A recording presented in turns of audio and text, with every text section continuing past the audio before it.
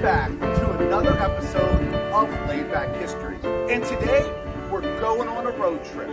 I've had a lot of requests actually for this particular road trip, and I thought, it's a beautiful day, let's go do it.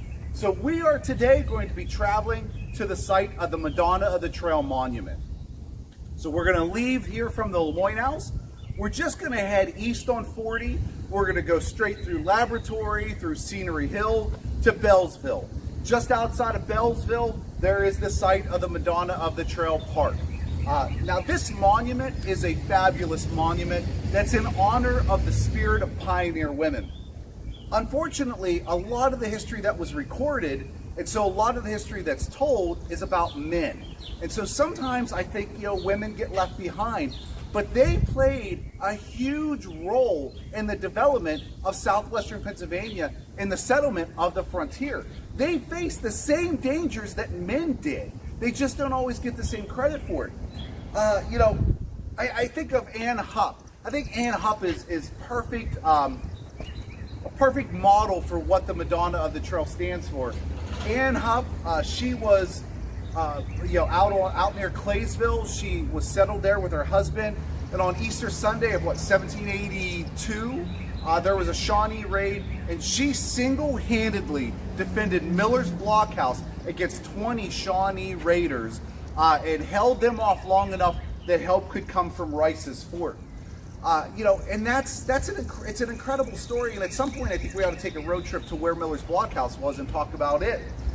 But these women, they faced the same dangers, and yet they played just as big of a role in the history of this region as men did.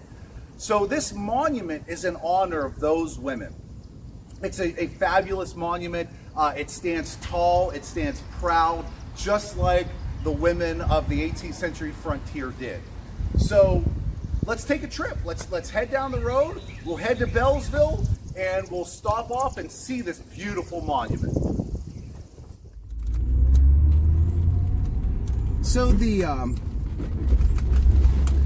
National Old Trails is an interesting story. There was this idea, I think, started in 1909, and what it was is they wanted to form a trail, a road that basically went from coast to coast. So the idea of it is that it would follow some of the old trails, the Santa Fe Trail, the old National Road, which we're on right now, and it would connect. All these old trails would connect up, and it would go from Cumberland to California. I think it was Cumberland, Maryland, and it was Upland, California, something like that. I think it was, and so they started out with this idea that they were going to create this trail, and the big question is what path it was going to take, what route it was actually going to take. And so a lot of the things, a lot of what went on with the National Trail Society was just trying to determine the path that it was going to go. They knew some of it. They knew they were going to go with the National Road. I mean, there was no doubt about that they were going to use the National Road as one of the trails. But there were other questions about, what they were going to use. And so the first president of the National Trail Society, and I'm drawing a complete blank what his name was, that was his main goal, was just figuring out what roads they were going to follow. So I think it was, I don't remember the date, early 1920s. They had basically settled on the trail. They had this road, and when I say a road, trail is a better term for it, because it truly was a trail. There's a photograph that, if I can find it, I'll put up on screen here in a minute. There's a photograph of the road going through, I think it was Arizona. It was Arizona or New Mexico. And it really is two ruts going through the mountain. I mean, it is so bad. It doesn't even look like a road. It was just so bad. And so I think, people, we think of a road today that they're going to be following the road. No, they truly were following trails. So at any rate, that's the what they were trying to do. They were trying to connect the coast, and then there were going to be offshoots. One that went up to New York, I feel like there was one that was going to shoot up to Chicago, some of the major towns they were going to shoot off to. But for the most part, the goal was just to go coast to coast. Now, as part of this, in the early 1920s, Harry Truman became the president of the Old National Trail Society. So they had already settled on what route was going to be taken, but his big thing was road improvements. So Harry Truman rode coast to coast a number of times. In fact, he stayed in Washington. He stayed at the George Washington Hotel at one point during his time as the president, traveling back and forth along the coast to figure out, or to try to petition to have the road improved. And it's funny, he wrote a letter to his wife at one point, and the letter basically says that he feels like that he thinks that this is harder than it would be running for president. I wonder if that point he knew he was going to run for president, but that this would be harder than running for president. That he is campaigning the same way, but he's campaigning for people to spend money to fix roads, and that was even harder. So at any rate, Harry Truman would travel along, trying to get the road improved. Well, we're going to jump to the DAR, the National Society of the Daughters of the American Revolution. Their president, I can't remember if she was the president of the national run or the president of the Missouri chapter. And so her name was Arlene Moss. And so Arlene wanted to do something, as this national trail, because the DAR was involved in the national trail. And Arlene wanted to do something to celebrate or to honor the women that helped settle the frontier, because these women are traveling to the west, coming with their husbands. Let's look at Western Pennsylvania. A lot of the ways that women would travel along the frontier was, they would, or the settlement of the frontier took place. Men would come out, might be single, might be with a group, and they would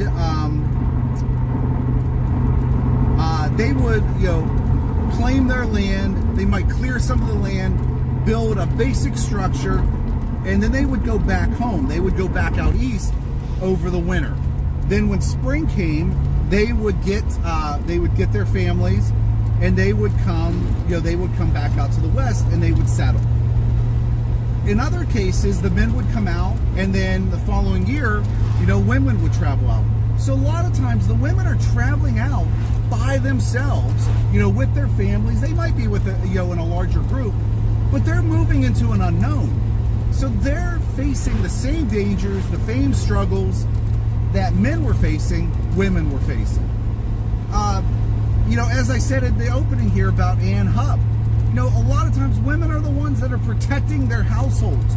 Men might go off to, would have to join the militia.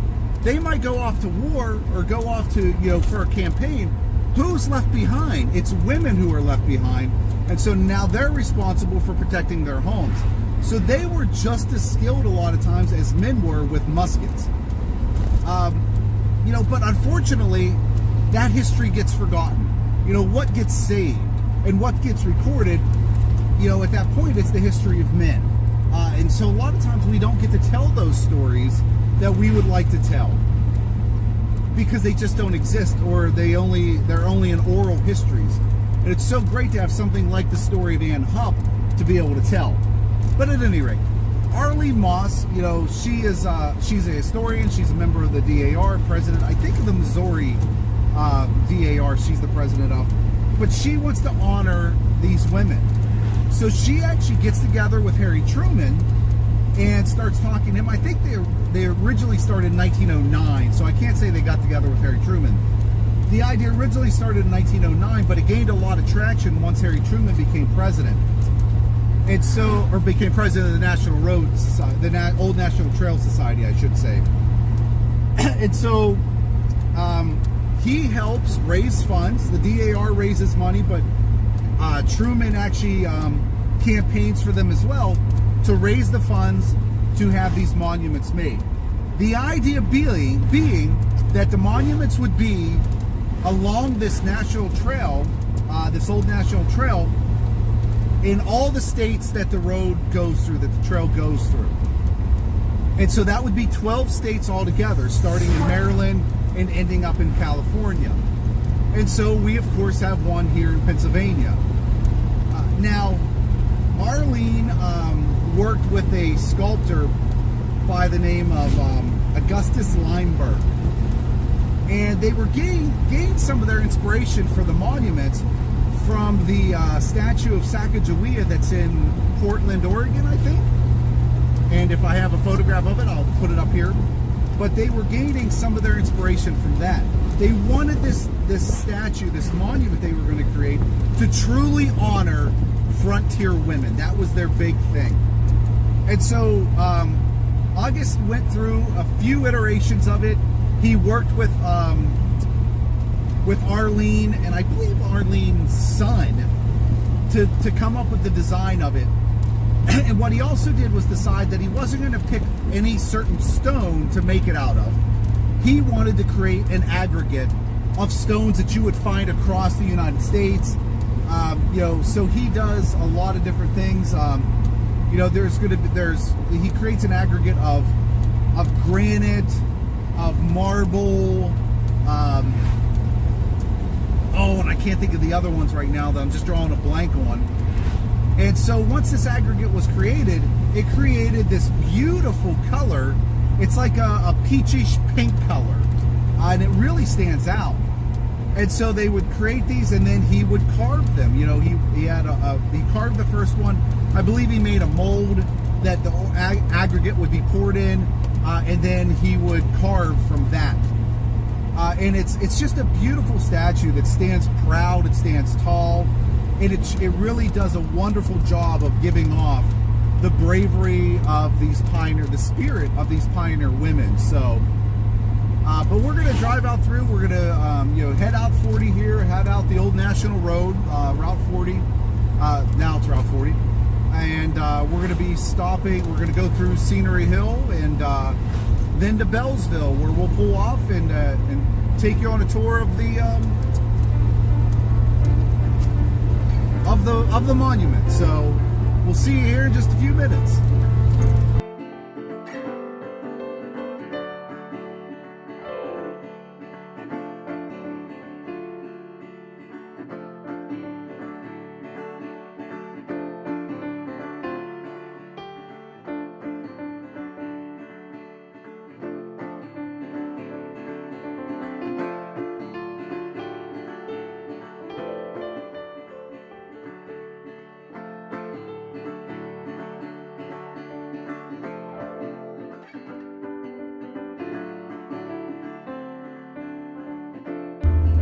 So I realized as I come into Scenery Hill that this probably wasn't the best car to bring on this trip, because it rides kind of like a truck. It's not the smoothest riding car in the world.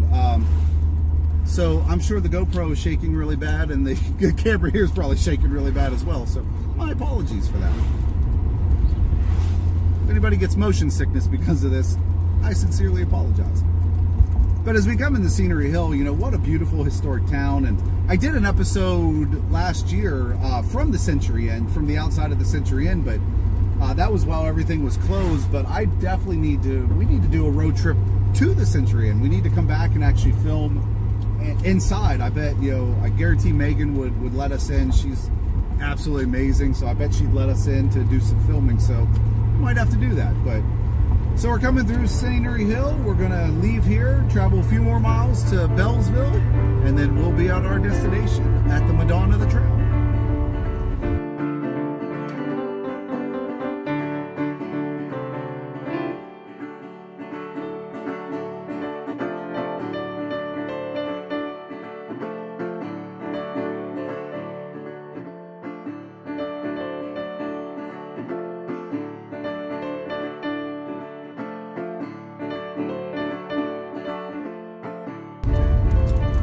So we're coming through Bellsville now. Beautiful town, it really is. I mean, it's a nice little town. It's got the gorgeous National Hotel, which has just been newly restored, and there's a little cafe in there now, I think, which I think it's in there, yes. So, but the hotel, or the town was named after Zephaniah Belle, I think, I believe was his name. So, but there's a schoolhouse up over the hill here, which it's a great photograph of we have of the school, and I'll pop it up here for you, of when it was being completed. Of the men that doing the work were standing on the corners of the building, like up on the roof, like standing on all the corners, and it's just really a great photograph. Me being not a huge fan of heights, not something I'd want to do, but you know, still neat photograph. But as we come through, we're going to be coming up to the old, or to the Madonna the Trail Monument. So we'll pull over here and walk up on the hill to where the monument is. It's just up here on the left-hand side. So.